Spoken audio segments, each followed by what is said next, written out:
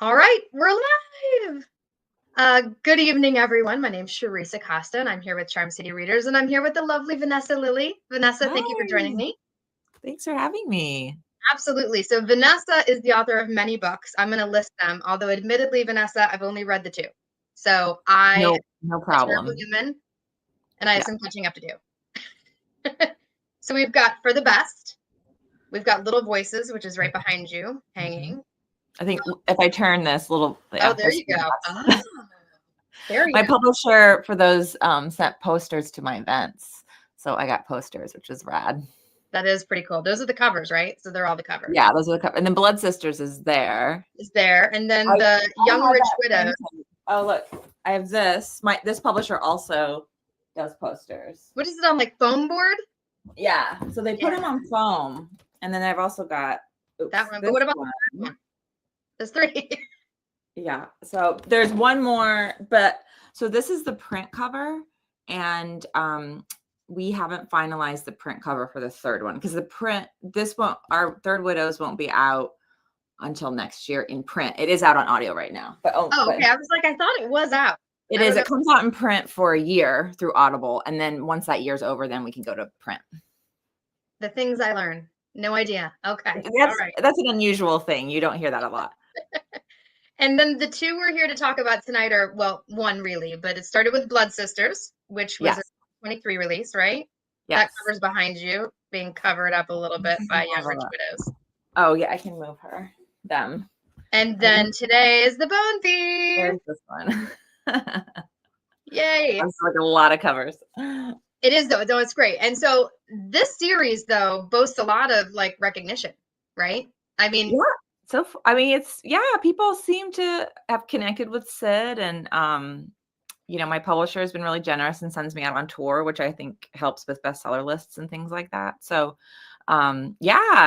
it's been good so far. Well, you've got Blood Sisters was selected as Good Morning America Buzz Pick, Best Books of the Year 2023 Amazon, Target Book Club Pick. I mean, those are some big names.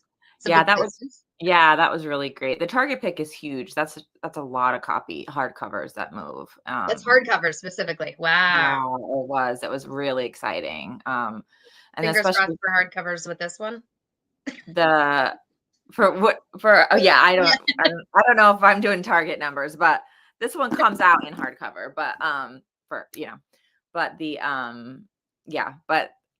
you just sort of see what happens. You never know.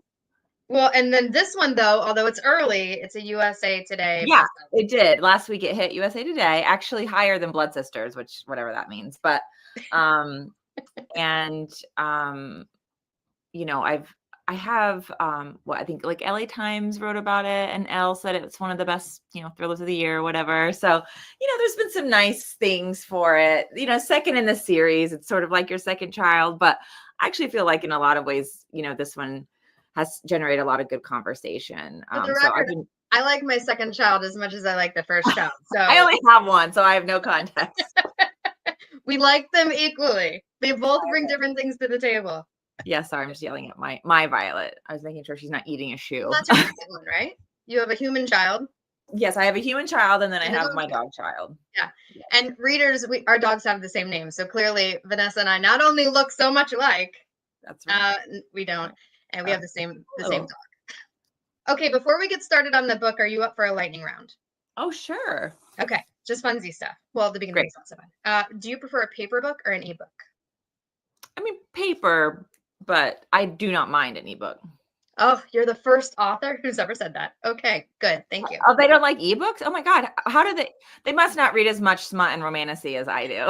Well, that was another one of my questions. But audiobook, do you listen to them? Yeah, I love audiobooks for sure. Yeah, it's a whole new, to me, it's almost a different reader experience.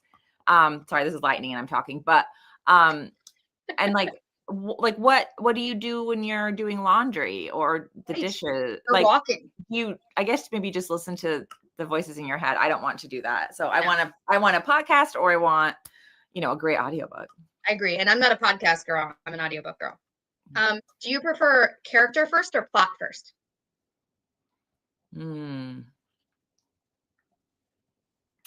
I guess, I don't know. I think it really varies. I chase a feeling, and sometimes plot gives me that feeling, and sometimes characters give me that feeling, or I have to build them in reverse. It's a feeling. Okay, the feeling. Do you have a favorite writing beverage or snack? I mean, I love popcorn. Okay.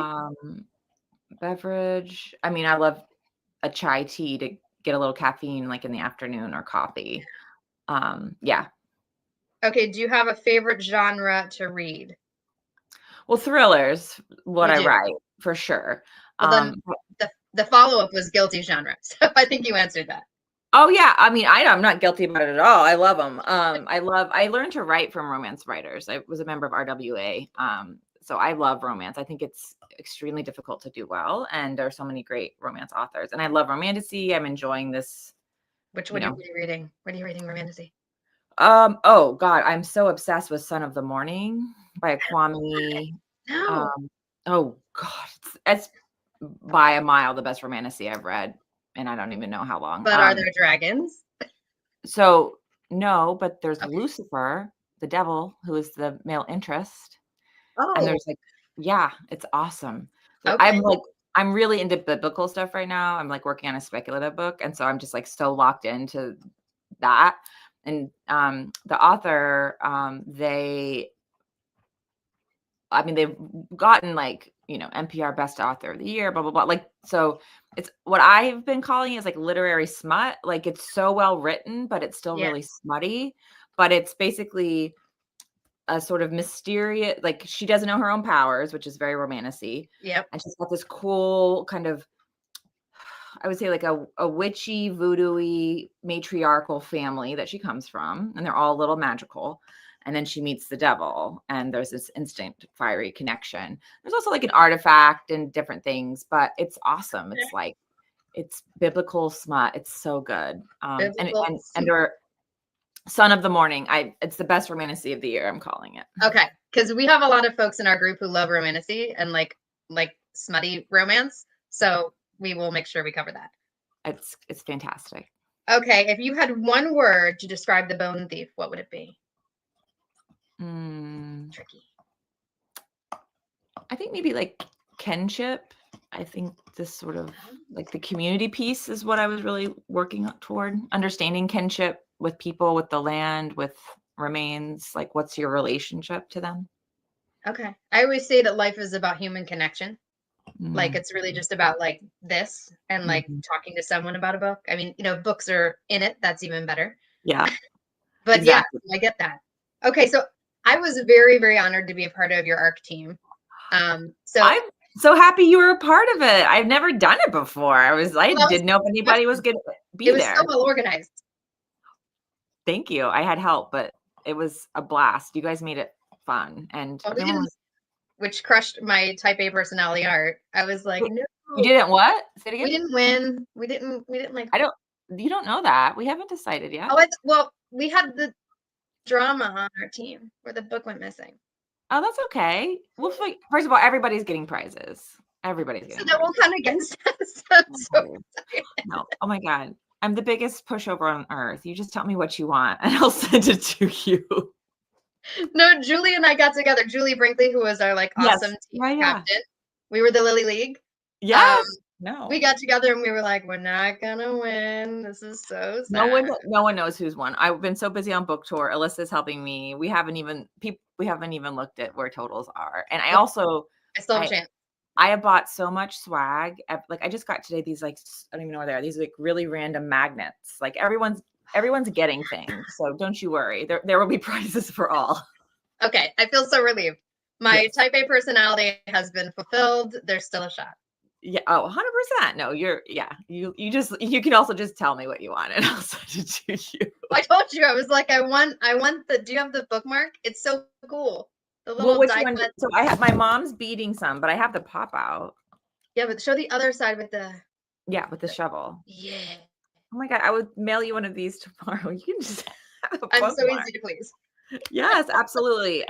Yes, I will get you a bookmark. And at least I think everyone's gonna get a bookmark. I know, I'm so demanding. I'm so sorry. No, but I'm obsessed with them because it's like so satisfying. Right? That's what I'm thinking. Like it is. I And know. it sticks up just the right amount. I know, just the right. Like you see it, but it's not overwhelming you, and it's not going to get It's super not one of bent. those teeny ones. And you're like, why are you even here? Yes, Yeah, exactly. I really thought about it too. Bookmarks. All right. Okay. So the book. Let's talk about the book. Yes. For those who haven't, let's just pretend that no one is familiar with the story. Can you give us like kind of the backstory of the series and how we get to the Bone Thief?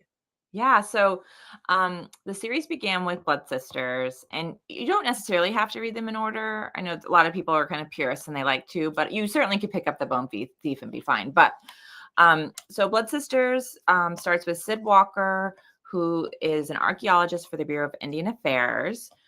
She and I have some similarities that I put into her character. She's white presenting Cherokee from northeastern Oklahoma. She's Two-Spirit, which is like a queer identity that I also have, that she, like within Indigenous culture, it's kind of a balance between the masculine and feminine. It can mean lots of different things. It's kind of personal. It's really pushing against this sort of binary that came over with colonialism and religion, and like Christian religion, that was sort of like separated and made everything male or female. That isn't an Indigenous thing. Yeah. And so she has those aspects, but she's scientific, which I'm not.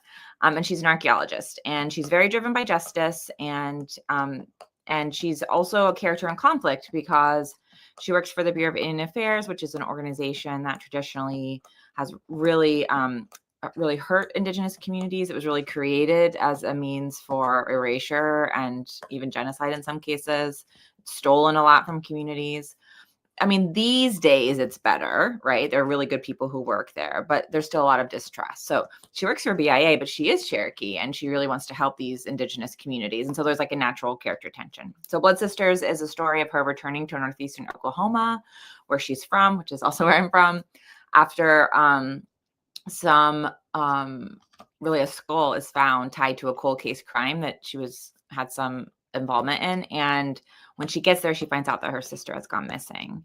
And so she kind of has to revisit the crimes of the past and what happened to help kind of solve the current situation. And then she survives, and there's a sequel. And spoiler, she makes it. You probably don't think so because she's a little impulsive, but I love her. And then there's the Bone Thief, which is just a couple months later, because part of the arc, Syd's arc in Blood Sisters, is she's going to be a new mom. Like her wife is pregnant. She sort of needs to grow up a little bit in that book. So when the Bone Thief opens, Mal is still pregnant, her wife Mal, but she's certainly closer to the due date. And I think Syd's arc is much more of a professional arc. I think we did a lot more character in the first one and like emotional. And this one, it's, I think, kind of that leveling up professionally for her to do her job in the way in which she really wanted to be able to do. But she's called to a wealthy kids camp, and some remains have been found tied to a real historical event in Rhode Island, which is where I live now. And the second book is set where I live now in Rhode Island. And the tribe here, just like Blood Sisters was Oklahoma and Cherokee and Quapaw, which are the tribes there. Here, the tribe is Narragansett. And she's called there and finds remains that are likely tied to something called the Great Swamp Massacre, so like the Cherokee have the Trail of Tears. For the Narragansett, it's the Great Swamp Massacre. It was this seminal event that really kind of broke apart the tribe in a lot of ways at the hands of colonists. So when she finds these remains, they're quickly stolen, which is the title, so it's not that much of a spoiler. And she also finds out that there is a missing Narragansett teenage girl. And so again, we kind of have some of those missing and murdered Indigenous women themes. And both of these things are sort of mysteriously tied to the Founder Society, which is a secret organization that goes back all the way to people on the Mayflower. So that's sort of the Syd world. And most of it kind of takes a place either around kind of Narragansett land or the powwow or the Founder Society and the wealthy kids camp in Rhode Island. So one of the things that stood out to me, and you mentioned it, is that in a lot of thrillers, we have a law enforcement person, right? There's a cop or a retired cop or something. And she is, I guess, technically government. Yeah. Right? But she's like a nerd. She's Yeah, like she's an archaeologist, she's a absolutely. scientist. Like, Yes. so where did that come from? Like when you're like saying, okay, I want to have a character that's an Indigenous character and it's going to be a thriller and maybe this is the storyline. I think I'll make her a scientist. Like, Yeah. It was a surprise. So, my brother worked 20 years for the Bureau of Indian Affairs, and my uncle worked his whole career there. So oh, I was pretty familiar with them. And I thought the BIA would be an interesting job because of that tension that I mentioned. And so I had different informational interviews set up with people that my brother's friends with. And one of the people just happened to be an archaeologist. And when I was speaking with her, she was just telling me about her job and how she saw it. And then she just mentioned that she feels like her job is kind of like a midwife from the past to the present to support tribes. And I just thought, God, that's so interesting. And there was something about archaeology because I really didn't know very much about it. I mean, you think like, oh, Indiana Jones, right? Like it's not a job, we give much thought to, but it is actually so relevant to Indigenous issues because there's so many crimes against Indigenous people around the stealing of remains and funerary objects. And so it was sort of when she talked about it, I thought, oh, wow, like I might be able to really go kind of in a whole new way with this character. And then I also read a really beautiful memoir called The Bone Woman by, I think it's Clea. I can't think of it. It's something Clea. And she is a forensic like archaeologist. yeah. And she goes to war crime sites, mass graves, things like that. And she just wrote so beautifully about her job. I mean, her, heartbreaking job. And I just, between that conversation and reading that memoir, I just thought, you know what, like, I think I'm going to just have her be an archaeologist. I think that's interesting. And that will also bring her into tribal communities, potentially, not as a cop, which is such a different feeling. And I don't know that I'd be good at writing a cop. There's just such a precision that I don't have as a personality. It would be difficult, I think, for me to write that well.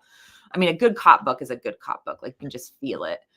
And I just thought with her, there's going to be like a little more nuance because it's science, but it's also like the understanding of culture and how things fit together and like our relationship to each other that just I could more easily sink my teeth into it versus I think your expectations with a police procedural book are in some ways set a little bit, Mm-hmm. you kind of know. We've all watched Law and Order, all 5,000 exactly seasons of it. And I love all of that, but I thought I want to do something a little different. Yeah. Well, and I love with her working for BIA, so Bureau of Indian Affairs too. It's like she's torn constantly, right? There's always stress. Like she's never like, I'm going to show up and do this great job and I'm going to get like a hat tip and then I'm going to go home and I'm going to feel really good about myself. Yes. No. She's constantly feeling like stressed and torn between these kind of two communities. She's like the good guy and the bad guy. She is to both parties, and part of what gets her into trouble in this story is her old boss. Right. Who was maybe making some, decisions that probably have been made many times before him. But she's sort of there's a little bit of a reckoning with his not doing his job and also aligning himself a little bit more with people he probably shouldn't have been. And so, she's sort of knows like we might get in like real trouble here. The more I do my job and search for the truth of like, where is this girl and what's happening with these remains, the closer I might be to getting myself even in trouble because our whole department might be in trouble when we get done with this. I didn't write this down before, but talking to you made me think about it. It might be a cool like backstory, short story on how she decided to become an archaeologist. Because the Syd we know, right? Yeah. Like, how'd she get there? I mean, she's clearly good at it. She has a passion for it. But you get more background on her life in Blood Sisters. Like, how did she get from that? Yeah. To this job? She went to college in Tahlequah at because there's a really good optometry school there. I have two best friends who are optometrists. And Mal is an optometrist. Right. And so I was like, okay, well, Syd could go to Tahlequah, and it's also the Cherokee capital. And so I don't really, I'm sure I would have looked at like what kind of science or archaeology program they have, but I don't really know. I'm just curious, like, Yeah. So, 6-year-old or 17-year-old Syd who feels lost. yes. How does she decide that? Yeah. I don't know. That would be a really fun experiment. Like I said, I didn't think about why she chose that field, or I can't remember, but I really did remember Mal and like how they met. Yeah. And I'm always the romantic, but yeah, that would be interesting if she, well, it may be actually, I didn't write this, but I wrote a pilot for Blood Sisters. And in the pilot, when she's a girl, she and Luna find bones in the chat files. Oh.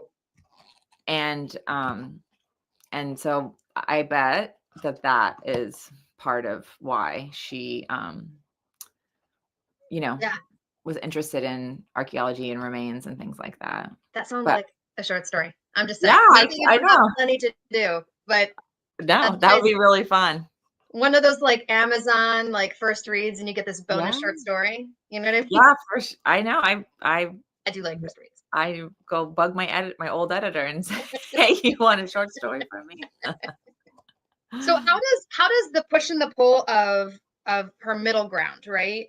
Like drive her decisions in The Bone Thief specifically? Because like with me, I could, she knew what was right and wrong. And she knew, like, based on her job, what was right and wrong, based on her culture was right and wrong. And at times she was like, you know what? I'm just going to go with it and hope that I can influence the greater good. And I remember like yelling at her, like, oh, this is not going to go well. What are you thinking? Like, yeah, they're bigger than you are. Yeah, they are. But I think, she's pretty fearless. I really wrote her to be a character who's going to kind of go after things, because I just think that's interesting. Because I want her to be a really driven character. And so I think even with the Founder Society, and like, she's like trying to not make friends, but, get in there a little bit, I think she's in some ways, will put herself in a little bit of danger, or, do things that are risky, but it's because she doesn't see that as isn't going to keep her from justice, or like the missing teenage girl gives her the fuel to make these decisions. Like it's worth it to her to put herself in danger, because the potential is that she helps this girl, or she helps the tribe, or she like does her job in a way that isn't part of her identity. Like that kind of drives her. Which drives Mel crazy, because she's kind of right, exactly. Or she doesn't even tell her why. I know, I'll just climb over a wall, it'd be no problem. Like, exactly. Yes. Drive down this dark road, no problem. I know. It's funny because it's like our characters, they drive you crazy, but if we wrote them in ways that didn't, you would be so bored. You're bored, right? She has to. She has to do it, because probably otherwise I'm bored, and I hate being bored. All right, let's get into the storylines. There are a number of them. But I narrowed it down to 3 because we only have like an hour. So we've got the uncovered and then stolen remains. We've got the relationship with the Founder Society. I'm kind of making that another one, because there's stuff there that don't have to do with the remains exactly. The missing teen, who Syd actually knows. So then there's a backstory. And then of course you have the sub stories. You've got Luna, which I wish we had like 3 hours to get into Luna. Oh, I know, she's my favorite. Yeah, I love her. I don't want to go off topic, but like when she started finding her purpose, I was like, Luna, all right. Like, I know. Finally, she was so lost. Yeah. I loved writing her, and she's just kind of a fascinating badass. And I just love it. I don't know. Did you ever watch the show Killing Eve? I think I watched it in the beginning, but not okay. Well, there's this Villanelle character who's this sort of, she's sort of a bad guy, but like, it isn't even that she's a bad guy. She just doesn't see things in the same way that we do. Like, she doesn't value life in a normal way.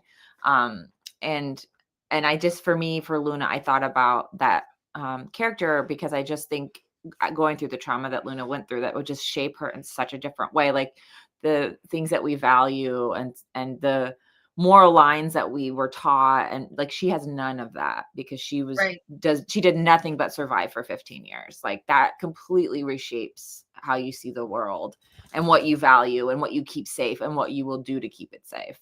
And I love writing that kind of a character. I just think it's so interesting, and it really pushes you, into like dark places, but it makes you think about what it takes to survive. And that means that she's making crazy choices, which I love to write. So I really enjoyed writing her. I could have written a ton more with her. And I was trying to think, I'm like, could she do a spinoff? And I'm like, I'm not sure it would be the same if she was the main character. Yeah, I think she'd be a lot as a main character. Yeah. But she's a good secondary. Yeah. Like just by herself, I'd be so tired after reading. Yeah. If I do, get to write more, the next one I would want to write is probably like Eastern Band Cherokee. So it would be like a Tennessee, Cherokee, North Carolina story. But the fourth one I would write if I got to. I love Raina. She's my other favorite character. So I think it would be fun to go back to Oklahoma and have like Raina, Luna, like have a bunch of the gals, because Raina also gets into trouble. So well, you did not ask me or Julie, but we'll get back to this later because we've already planned your series. Oh, good. I appreciate that. Needing ideas, we figured it out for you. I do. I always need ideas. We did. We were like, what if? What if? Yes. Okay, so back to the storyline. One thing I love about this story, and other authors do it too, I'm sorry, not just you, but when I have to literally close the book and like go look something up and read everything I can find on it before I go to sleep. Yep. So you mentioned the Great Swamp Massacre. I was born in Ohio. So like I'm pretty sure that wasn't taught. Yeah. And unfortunately, I don't know a lot about Indigenous history because it was taught in a completely white man way. Yep, sure. So I'm reading about it, and you can't put the whole history in the book, but I go, wait, what? And I close the book, or finish the chapter and close the book, and go online and just dive in, right? So thank you for that, because I think I'm sure it was part of your intention to educate us as well. Yeah. Or get you curious. I want you to be curious. Yeah, and I was. I mean, I have now read the history of the Narragansett tribe on their own 3 acres. I mean, I read it. There's a longhouse. Yeah. Like, I read all of it because I needed more. Like, and it wasn't just because it pertained to the story, because you can read the story without knowing it. Mm-hmm. But it added lots of depth and color to what I was reading. So thank you for that. Yeah, I'm so glad my plan worked. You did, I know. Tricky. So the bones. In the story, there's private land and they uncover bones in a dig. We'll get into that later. Mm-hmm. And they think they're the bones of what they're calling like a queen or a princess, but it's the daughter of the tribal leader, right? Am I saying that correctly? Yeah, the sachem. Mm-hmm. The sachem, right? So, but this organization puts all these big titles and flashy things on it. And so that goes into saying, was that part of it based in truth, other than we're uncovering remains all the time? Like, I looked that up too. The sachem part? Yeah. So that's a real case. There was a sachem Ninigret, and he had a daughter, and both of their remains were stolen and looted, and the funerary objects taken. And then there was the family sued to have them returned, and they lost the case. It was like in the 1800s. I mean, it was, but yeah, so there is certainly plenty of precedent for the stealing of remains like that. The condition. Who had them? Was it like a private collector? Mm-hmm. Yeah, it was just people who stole them. The guy? Mm-hmm. Yeah, just some grave robbers. Which is crazy for me because, like, as an average white lady, like, I can't imagine anyone wanting to do anything with my remains. like, you know what I mean? I'm like, I loved what you said in one of the interviews you did about comparing this to mummies. Because I'm sorry to the world. I probably have seen a mummy like when I was a child, right? Like in a museum somewhere. Oh, and I don't think I really thought of it as a person. Yeah. Well, that's the point. That's exactly what you're supposed to think of it, like a fossil or a thing that should be on a shelf that dehumanizes it enough to make it okay that it is on a shelf and not in with the people it belongs with. Yeah, that's the plan. Right. I know. But I love when you said it, because I remember listening to an interview and going like, oh my God. Like, I'm 48 years old. I was today years old. Like when I like looked at this a whole new way. Yeah. There was actually a story because, of course, I went looking for your origin story. I don't know if you read it in New Milford, Connecticut. A guy who was also an author uncovered the grave of Sachem Warramog. I'm going to say that wrong. I don't know. Yeah, but I mean, I thought, oh, it's Connecticut. That must be it. So I was completely off base. Yeah, no, just there are plenty of grave robber stories, unfortunately. Well, and because the land is stolen, we're uncovering grave sites all the time. That's right. I was like, California last week, Texas, like all the time. All the time. Yeah. Yep, absolutely. Yes. So we talked a little about Syd straddling her roles. She's like brought in to look at these remains. Yes. But she stumbles upon, which I don't want to say was more horrifying to me, but her reaction to it, a massive archaeological dig on private land at a kids' camp. Yeah. That's been going on for like decades. Yes. Like a massive that her boss led. Right, who worked for the Bureau of Indian Affairs. That's right. Yeah, so he was sort of doing both things. Like I remember the scene, I don't remember if she actually got down on her knees and wanted to vomit, but like that was the feeling of like, what is this and what is happening? Like, yeah. It's shocking. Yeah, because it's just a kids' camp, like it's a fun play thing to do. But yeah, it was a real kind of archaeological dig in that site. And the kids wanted assigned to the dig. Yeah. Oh, but he let me do it. He let me pull the bones out of the ground. That's right. Like, yeah, what? It's a little dark, but I mean, to me, I was trying to play around with whether or not like the kind of seriousness of it and just the sort of tourism aspect and even the idea that like, oh, at a kids camp, you can do this. To me, that sort of level of disrespect echoed what I felt like happens. Yeah. And that children would be involved also seemed odd to me. And yet, so much of museums are about children and, oh, look at that thing. Look at that thing. And it's sort of like, yeah. And like, whose voice is sharing the story? Where did this come from? Like, I don't know. So it's that kind of exposure to children and like what we normalize. I just was sort of trying to play around with that a little bit. Sorry, my dog is being so disruptive. And Bud's Big Dig also was like, him sort of doing a thing that really was done in Rhode Island. Syd mentions a book that her boss was involved in. Yes. Of a dig in Jamestown, not Virginia, but we have it Jamestown Island here in Rhode Island. And in the 70s, they did a big dig basically. And there were all of these photographs of these remains, including children's remains, and the lines in The Bone Thief that say like the Narragansett tribe is like missing or is gone, and they never spoke a word of the language again. Like all of that is not me. That's things I took out of a real published book. Wow. That's untrue.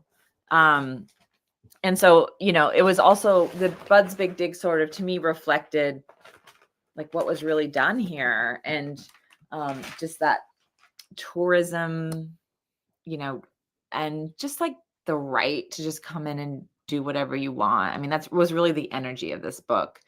And it's just photograph after photograph of this graveyard. It's awful. When I showed it to my Narragansett friend, she was like, you're going to need a smudge after you read this. Awful. Well, I mean, I think you do such a nice job of balancing like the educational, because again, I heard you say in another interview, like, I don't know the answers, right? Like, no, yeah, no, definitely I don't have them. But you're giving us those things that we should question. Yeah, for our, like what resonates for you and your life and your experiences and what you've seen. Yeah, I hope so. Yeah, I definitely don't have any answers. Well, because in the history we learned is sensationalized. It's right. Yeah. Mm-hmm. Sensationalized and or minimized the things that would make us feel bad or make us question the choices that were made, and you sensationalize in order to not see people as people. Mm-hmm. And deal with the consequences and things like that. Yeah, it's only recently really that we're starting to, I think, have conversations about it. Well, and I think it's authors like you who are willing to kind of like present that to us in a way that's approachable, right? And entertaining. So, how, how do you take something that's awful, that's an awful part of history, and make it entertaining so you can educate? Like, that's right. What that is. And I mean, to make it a thriller, I mean, I think that's such a fun challenge of this for me is because I am so passionate about the research and the education piece, but my first job is to write a good thriller always. Like, you're not going to read anything else if it's not a good thriller. So, I'm really taking that seriously. And so I think the history piece gets folded in pretty well because it's got to serve the plot, Right.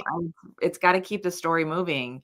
And so with both Blood Sisters and I think really The Bone Thief, I really did have a lot of history in there. That was a big challenge for me. It was just not going too overboard as best I could on the history and just making sure it was really serving the plot all the way through. So let's move on to the whole concept of this founder society. Yeah. So they are a private club. I think you called it a country club, like yeah, scenario. That's the vibe. Mm-hmm. Exclusive club. They tie everybody in the group ties their ancestors back to the colonists, and we are super proud. It occurred to me that this is like not a new idea. Like, no, there's a Mayflower Society for sure. I mean, which is fine. I'm not just like, be proud of your ancestors. I've met people actually who have been told me that, that's great. But there certainly is there are many colonial pride, Daughters of the American Revolution. That's what came to mind first. Yeah. Those kinds of organizations. And then there's the like secret societies or eating clubs of the Ivy Leagues, like Yale, Skull and Bones, and like those kinds of, so it was like those vibes. It's like country clubby, that Daughters of the American Revolution-y, with a little bit of Skull and Bones. And the secret society. It's not based on one real place at all. It's really a mix of things I was interested in exploring. Well, and I think you mentioned too, like that you came across. Don't say the college. Don't say the college. There was a college you came across a creepy skull and crossbony type group that still exists. Did I remember that correctly? Yeah. I mean, like you were like, oh yeah, at this one college, it's there. No, there's like so Yale, Skull and Bones, which is like the most elite society, has been sued by the family of Geronimo, an Apache medicine man and leader, because they have his skull in their possession, likely using it for rituals and things. So yeah, that's a NPR did a piece about it. It's a disgusting fact. And it's disgusting. Yeah, absolutely. Yeah. Do better. And I had people, Indigenous academia is a really small group. And I had a couple people in Indigenous academia tell me some really awful stories about things that they had seen too in colleges, like treatment of remains and artifacts and things like that. Well, yeah, okay. So we talked about sensationalizing it. When you talk about the society or when you write about the society, there are parts of it that are like super campy. Like they're wearing the hats and they're wearing like feathers and like, yay. And then I didn't know you were going to take it where you took it, girl. I did not know you were going to take it. Yeah. I mean, it's funny. I just was following a thread on Twitter the other day of this woman who was in like a sexy Pocahontas costume for Halloween. And it was like at a country club looking place. And I was like, oh my God, this is my book. Like this past Halloween. And she's like, they all kind of have sexy costumes, but hers is like sexy Pocahontas. And her husband is also dressed up like a cheesy war chief or whatever. So it's just not that far from reality, and, part of there comes like, how do you get people to do things, right? Why do people, there's a question of why would a rich and powerful person be a member of a club? Yep. And so I just had to kind of explore like what would be the things that would attract them? Why would they want to be there? And that's where you get into the kind of fake Indian magic thing trope, the skull and bones of it, all of like that side of things on top of this sort of country club setting, which is also to me an exploration of like modern colonialism, not that I'm not saying don't be in a country club, but I'm saying like, if you think about a country club, what's the point? The point is like you, not only are just associating with the same type of people, but it's like you have the same doctors and your kids go to the same schools and you help each other out in the same ways. And it's sort of, to me, like a control of resources in a way, like you protect your own a little bit. And that sort of was the original intention of colonialism, but it was more of a Puritan thing, right? It was more based around religion. Well, our religion now is capitalism, and it's just sort of shifted a little bit. And so part of the Founder Society also is me just like playing around with like, especially I'm in New England, it's the heart of colonial America. The first country clubs were here. So it was just kind of interesting to play around with that a little bit creatively. I heard you mention you were curious how this was going to land in Rhode Island, like in New England. Yeah, I mean, New Englanders are so attached to their colonialism. Yeah, they really are. And there's, not always, I mean, I think the younger generation now, like my son is 10, in his classes, they do a great job. But I think older generations were not taught a lot of Indigenous history. I mean, I spoke to people who are Narragansett who were told there are no more Narragansett in school. And you're like, I mean, I know that, yeah, there's, so I was interested, and, my book's only been out a week, but, or no, 2 weeks. But, I haven't heard much at events, but people haven't read the books at events yet. So maybe as time goes on, I'll get like a little more feedback. I think people, for the most part, have been pretty interested in it. And at a couple of my Rhode Island events, I've had people hold up their hands if they had heard of the Great Swamp Massacre. Maybe 40%, it's not usually half even, which is not a judgment on them. That's for sure. But I think it just shows that people are interested and there's a lot to learn still. Yeah, no. Julie said, I need to know, was there one person in particular you based a character or two on? I guess that means other than yourself. Because that I based the character, Syd? Yeah, no, other than Syd, because we know that she's sort of based on you. Yeah, my background. I'm not a science person, but yeah. I think not an archaeologist. But any of the other characters, were you like, that's actually my dad? Oh, I try pretty hard not to put people I know into my characters. I do sometimes use people's names, but that's not them. And in this one, it's the characters usually kind of embody, I go back to feeling. There's like a feeling I'm searching for. And so I will kind of build characters around a feeling, like with her boss, Bud, who's kind of a good old boy, which I know good old boys, he kind of was that a little bit of a like white male. I'm going to do whatever I want. So like, as I'm building him, I'm kind of thinking about those. And then like, I'll think about like a friend's dad growing up who would fish and hunt all the time, or, I'll think about government bureaucrats I've known, or, you kind of build them with little bits and pieces of people, and then they kind of fit together. Certainly don't tell us if any of the villains in the bad guys. People. Yeah, we don't want to know.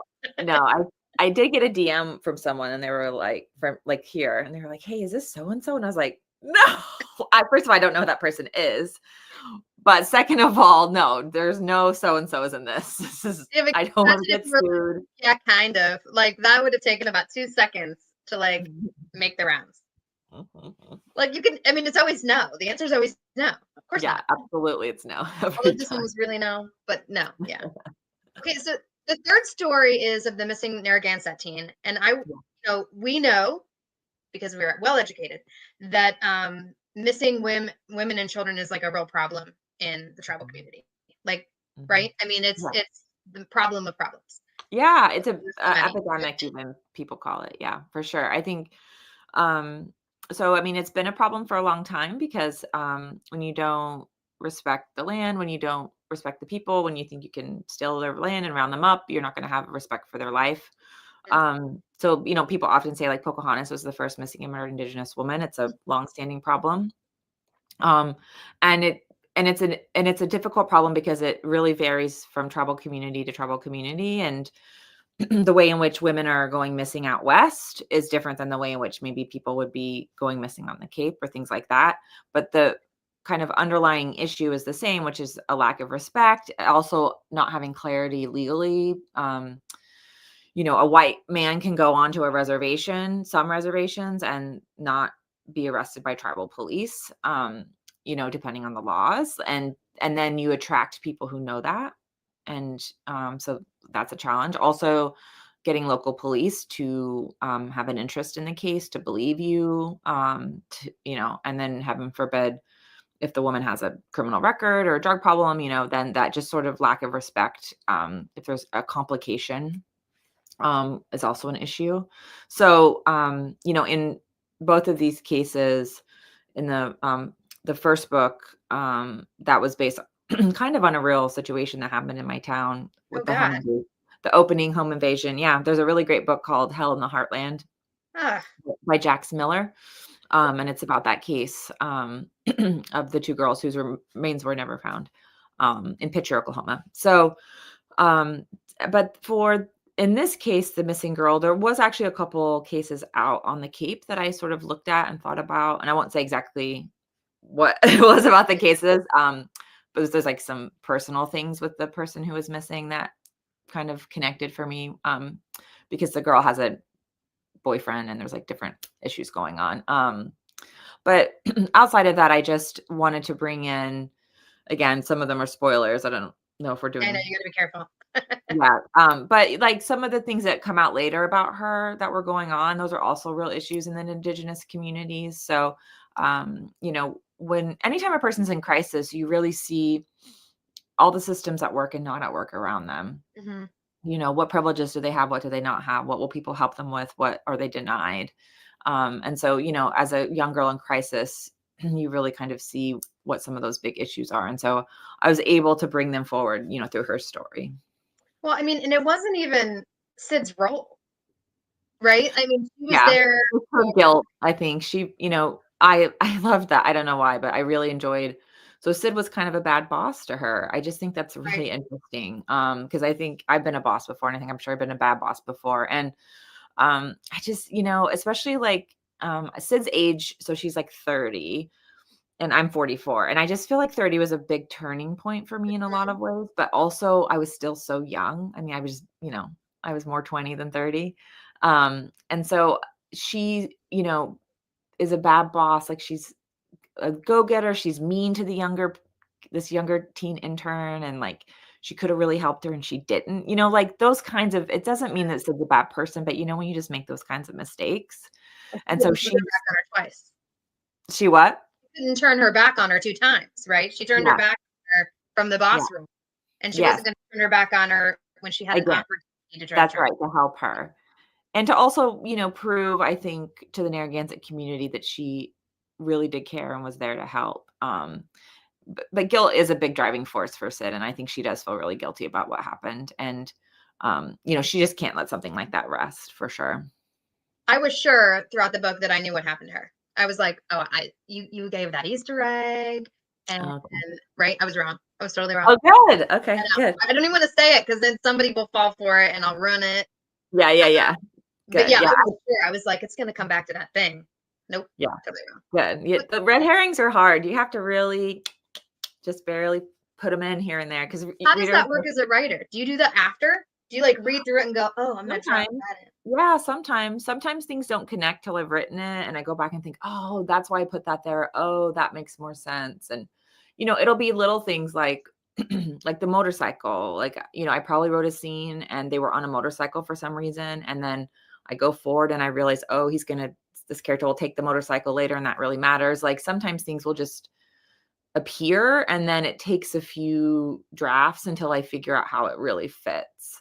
And it makes you nervous because it's like, why did I put this in here? And like, this is random. But then I sort of trust the process, and you can always take it out. But, if you're creating a character and something kind of organically pops up, I do like to see if it comes back around. And it really usually does, because I think a lot of writing is our subconscious. What about the false clues, though? Do you do false clues? Do you try to like the thing that I fell for, did you put that on purpose, to like lead me astray? I mean, probably. I do. Misdirection is a big part of writing thrillers. I mean, in my mind, I sort of think like, what are my smart readers thinking right now? Right. I'm sort of guessing that. And so I'll probably guide you a little more toward the thing I think you're thinking it is, and give you a couple little things that really put you further down. And then you bring in something that like makes you think, wait, what? And then you sort of guide them. But, you know, you have to always have your what really happened path available. Yeah. North Star. Yeah, because you don't want them to be so surprised. It has to be surprising but inevitable. Yeah. So like when you see it, you're like, oh yeah, of course, but you got to do it gentle. So it is a balance, and for me, I rewrite a lot. So it takes me a while to get it, but I am always sort of thinking. I'm not a writer. So like, it's fascinating to know that when I fall for it, you might've done it on purpose. And then I can go, yeah, most likely it was on purpose to get you to think you figured it out. Okay. So Julie and I, really need to talk about Syd's visions. Oh, okay. Yeah. Yeah, because we're like, and I don't know how to go down this route without like giving too much away, except that she doesn't only see dead people. Yeah. What else? What is it? Is it clairvoyance? Is it an instinct that it has? Oh, I see. Yeah. And so, well, in the second one, she sees a real person. It's not a ghost. You just think it is. So like, how do you? I don't see real people when they're not there. So yeah. So like in the first one, she does. So in the first one, she sees her friend who's passed. She thinks ghost Luna. And that for me was a creative manifestation of grief. I mean, people do hallucinate grief, but I created that because I wanted to have a sort of symbol of trauma and grief, and how like this ghost character is a teenage girl. It's her memory of her friend who was killed, who she didn't save, again with the guilt. But you know, that it could pop up at any time, that you carry it with you always. Grief is not a light switch. You do not turn it off. And so I really liked creating that ghost character who's like, it's, you know, snotty teenager, right, but really is just what I really love about it is it's a figment of her memory, which I just think is fascinating. Okay. How we remember people, right? It's not reality, it's her memory. And then, you know, part of her arc is sort of healing from that trauma. And so like the ghost will disappear when the trauma is like healed. okay. So I liked that. And then in the next one, you know, there's a ghost too, but it's not a real ghost. It's a person. The next one. He just doesn't know it. The next one. Okay, we talked about Luna. All right. So, okay, let's just get to the next one because we're at 52 minutes. They go so fast. It goes fast. We're looking at a series, right? It's a series. Yeah, 2 books so far. Yeah. No, but no, I mean like it will be a long series. I don't know. I don't have another offer for another book, so it might just be 2. I don't know. No, we'll have this to is see. what I was telling you, that Julie and I planned this whole thing out. Yeah, I would love to, you know, keep my instinct. I don't know. You know, some way, somehow, I think it might be a couple years, you know, we'll see. Because I feel like the next book I write, even though I kind of want to send it in North Carolina, I think Syd and Mal will have a child who's like walk or talk, or like I think it'll be a jump ahead. You know, maybe Syd's like 35 or something. So I don't know that would be right after. I'm kind of interested in seeing a big chunk of growth. And then, or maybe they'll have 2 kids. I don't know. But so my guess is it won't be right away, but maybe we'll get back to it. Yeah. It's funny because was it the show? Was it 24? Where they had the first season. Remember 24? And he's like trying to save the president. Yeah. And it's like every season. And then there's another one, and I'm like, how many bad days can this guy have? I mean, really, like you retire after the first one, right? But they're like, oh no, now the world's gonna blow up and we're calling you back. And you're like, what? So I get that. I get the distance. Yeah. I get the distance. But Julie and I were thinking that you could help us with education by, and I think you sort of mentioned it earlier, by having Syd need to travel with her expertise to different tribal lands for different reasons. And then we, the reader, get like more exposure.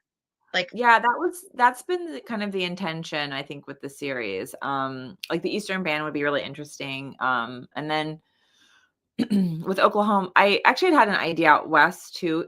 Here's the thing though. What I learned was writing The Bone Thief, is for me to do the job I want to do on this. Like I've lived here since 2011. I'm friends with people in the community. I go to the museums. I'm very immersed in the culture. And even with all of that, I still was really stressed out for 2 years writing this book because I was afraid I was not doing the tribe justice. So I think for me to just dip into a tribal community, which I kind of thought I would, like before I got into this, I was like, oh, well, I'll just go to Montana for a week and learn it. Like that's not it. So I kind of have to like rethink how I can do it in a way that feels right, because I thought I could just dip in, and now that I've written this book where it's not my tribe, I'm like, oh no, actually you would not be able to do that. You would need to go there for a long period of time and do extensive research, even with even with your main character who is your perspective. But even still, I just think there's just so few books written about Indigenous history. When I throw mine in there, it's got to really be done right. Well, and that makes me sad because your son's 10. So that means we're not going to get another book until he's after 18. I know, maybe. I don't want to leave him. Or maybe he'll like get tired of me in a couple, like 14 or something. Right? You could be like, oh, look, a month-long camp. I'm going to Minnesota. I know. That's right. I'm going to be in Montana for a month. Like, whatever, Mom. Julie says Long Island and the Hamptons. Oh yeah, there's tribes there too, for sure. Yeah. Absolutely. I mean, there's Connecticut too. There was a terrible massacre in Connecticut. But yeah, I don't know. I think I'll just kind of have to see what percolates. She hopefully really, I think this is a stretch, Julie, really wants that Syd to meet the widows. Oh, I don't know. Maybe they would get along. I don't know. That would be even like a run-in. Yeah, I mean, the widows would be what, like the timeline doesn't work though, right? The widows it could, because it's 2008. So yeah, like Crystal, that's a character I write. She would be probably, I think is she 50 in the widows, sometime 45, 50. 70. Yeah, she could be like in her 80, like an 80-year-old something. That's something for you to play with, I guess. Yeah, the others are younger too, so they could definitely be around. So again, I didn't read that series. That series, you each write a character, and then how do you co-write the parts that blend? Well, we do a lot of plotting at the beginning. We generally kind of plot it out mostly. And then each chapter, we go round robin and we know who does what. And you sort of know where you're going generally. You write your chapter, send it to everyone. We read it. And then the next person kind of goes right in and you build it. And so by the end of the week, we have, the last one we just did, there's only 3 of us. But the other 2, there were 4. Okay. So we each read it, we get our chapters in, and then we do a big Zoom on Fridays where we talk through everything, including everything we wrote and edited, and then everything we're going to do the next week. And so we do that for about 10 to 12 weeks, and then we have a draft done. That's insanity. It is, because my books take me like 2 years, but not these. These take me, and we're about to do it again. The 4th book we're going to write in the new year. We were just texting plans because we're going to get together to try to plot it out. I heard that. Did I hear that there's a possible like pickup on the first 3? Yeah. You mean for TV? Yeah. Yeah. So Amazon has the rights, and we have an amazing showrunner, and she's, I believe, working on a pilot that so yeah, well, it's always a crapshoot, but we have full faith in her, and Amazon seems very excited about it. So, it's as good a shot as any. Julie says congratulations. There are a lot of people watching, but she's our number 1 fan over here. She is like on everything I say. Thank you. I wanted you to know that the Bone Thief is now, they've ordered it from my local library. So I wanted you to know they ordered 20 books, 2 ebooks, and 2 audiobooks. That's so kind. Tell them thank you. Libraries are amazing, and they're having such a tough time every which way. So I really appreciate that. Well, and I wasn't sure. I was like, 20 books, dang. But they only have 17 of Blood Sisters. So they bought more of this one. So. Oh, that's so kind. Yeah, so I'm excited. And that means that everybody, because we're in Baltimore, so Charm City is actually, I know when you think of Baltimore, you think of Charm. I know, everyone does. When I think of Baltimore, I think of Fells Point. That too. It is not so charming anymore. It's charming during the day. No, my favorite restaurant is One Eyed Mike's. I lived in DC for 9 years. And I love visiting Baltimore, and it's a Grand Marnier bar. If you haven't been there, it's very good. I love Baltimore. Baltimore has its problems, but I love it. Oh yeah, I think it's amazing. You guys have Baltimore has such an exciting mayor. Baltimore's it's great. Yeah, so it's a good place to live. Well, thank you for joining us. I want to thank you mostly for trusting me with your stories, like both with the art and then this chat. It has been such a joy. Thank you. Thanks to everyone. And like, this is, connecting with readers is the best. So just reach out and find me on the socials because I love it. Well, you're on Instagram, right? That's your favorite? Constantly, but also Facebook. And I have a Facebook book club if you're over there. I'm in the club. Julie's in the club. Yeah. Oh, I know. I know you guys are. Can I post this to the club? Can I post this interview to the club? Yeah, sure. Oh, okay. Why not? Post anything you want. Absolutely. Would love it. It's your club. I feel like I should ask permission. I know what I can post in my club. All right. Well, thank you so much. You hang on for a minute. We're going to say bye to everybody. All right. So thank you for joining us, everyone. Thank you, Julie. We love you.